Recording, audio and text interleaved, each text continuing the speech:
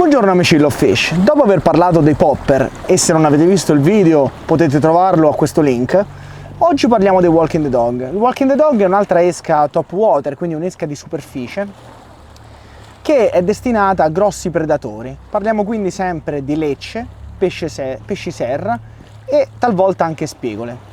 È per questo che vengono prodotte in differenti misure, quindi abbiamo esche importanti, quindi dai 15 cm in su e anche di un certo spessore, e esche più piccoline che sono dedicate appunto ai serra alle spigole, perché vanno a simulare un cefaletto, uno di quei tanti cefaletti che si vedono con la testa di fuori al tramonto o all'alba, e vi posso assicurare che in alcuni casi sono delle esche molto efficaci.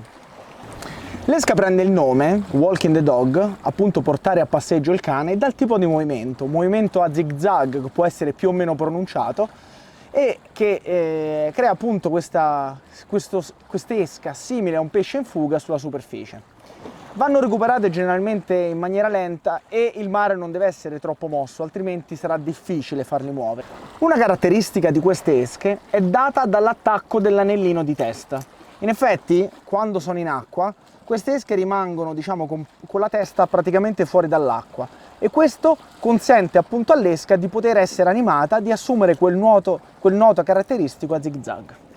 Anche questi, come i popper, soffrono un pochino delle scogliere alte, quindi quando li recuperiamo da una scogliera alta, vi ricordo, la canna deve essere bassa, altrimenti nella parte finale si va a creare un angolo troppo accentuato tra l'esca e il filo, e l'esca non si muoverà più in maniera corretta, ma tenderà a stare verso l'alto, andando dritta.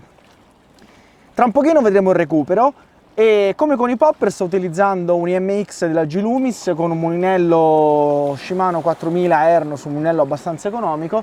Tuttavia l'importante con questo tipo di esche è la canna. L'azione deve essere fast, soprattutto con questo tipo di esche, la canna leggera, perché dobbiamo muoverle in continuazione. Se utilizziamo attrezzature pesanti, attrezzature che si flettono in maniera non adeguata per questo tipo di esche, veramente dopo 5 lanci dobbiamo fermarci perché non siamo più in grado di muoverci.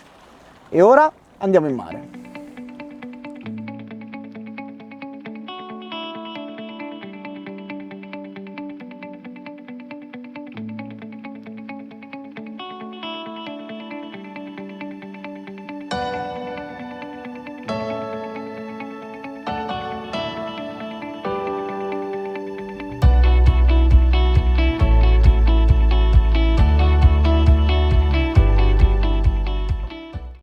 Parliamo ora del recupero del Walking the Dog. Il Walking the Dog va recuperato sostanzialmente in maniera lenta, non troppo veloce, e vanno creati degli zigzag che possono essere continui e molto ravvicinati.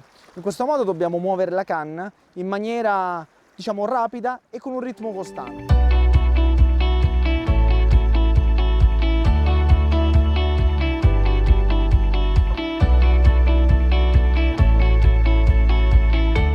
Se invece vogliamo creare degli zigzag più ampi, la canna andrà mossa sempre in maniera costante, ma con delle variazioni, con un'ampiezza maggiore.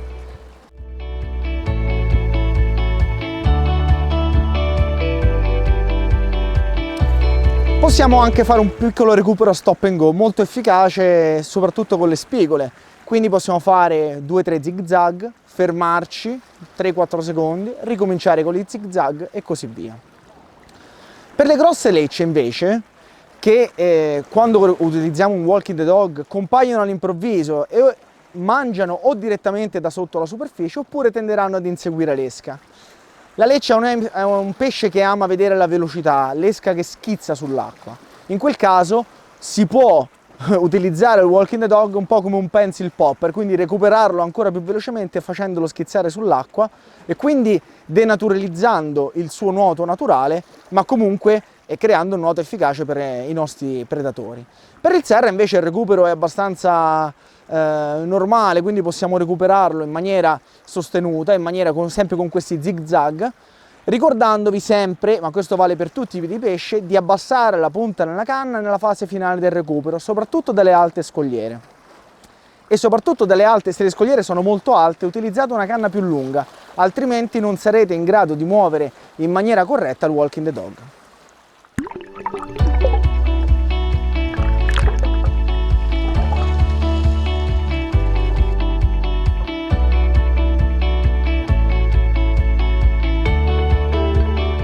Cari amici di Love Fish, per oggi abbiamo finito, come vedete ho anche cambiato l'esca. Spero che il video vi sia piaciuto, se vi è piaciuto mi raccomando iscrivetevi, mettete un like e fate domande, se potrò cercherò di aiutarvi. Alla prossima!